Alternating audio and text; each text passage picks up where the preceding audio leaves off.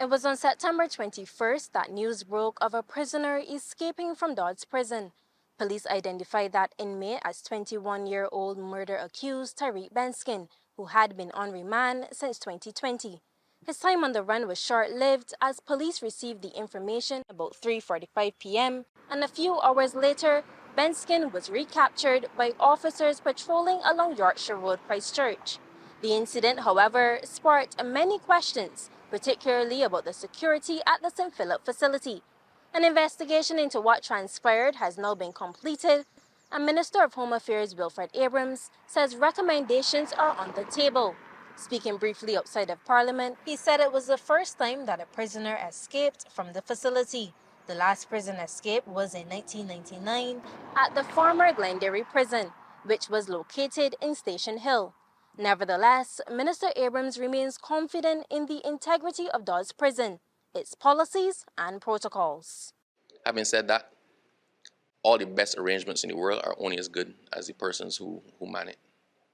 And despite the best protocols you may have, if people don't do what they're supposed to do and don't follow the protocols, then the protocols don't amount for anything. So this was a case where at least one prison officer acted in a negligent manner, and his actions allowed the potential for a prisoner to escape, and the prisoner did. It's a basic rule in Dodds Prison. You never open two doors at either end of a corridor or at either end of a space at the same time. For one door to be open, the next one is supposed to be shut. A situation arose where the cell was opened to feed the inmate, and the door at the end of the corridor was also open, and the door to the outside was also open. And the inmate pushed aside everybody and made a run for it. I asked Minister Abrahams if anyone has been held accountable and if additional security measures have been put in place as a result of the incident. This was his response. We've identified the persons who are responsible for what happened. And disciplinary processes have been recommended, and that is in train as we speak. Obviously, we've reinforced to everybody the need to follow the protocols. And even further, had the protocols been followed, the person would never made it to the outside.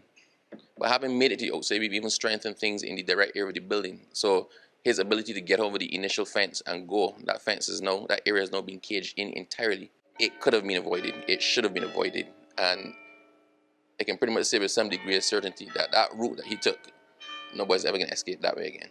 Can you confirm, as reported in another section of the media, that a female officer has resigned as a result of this incident?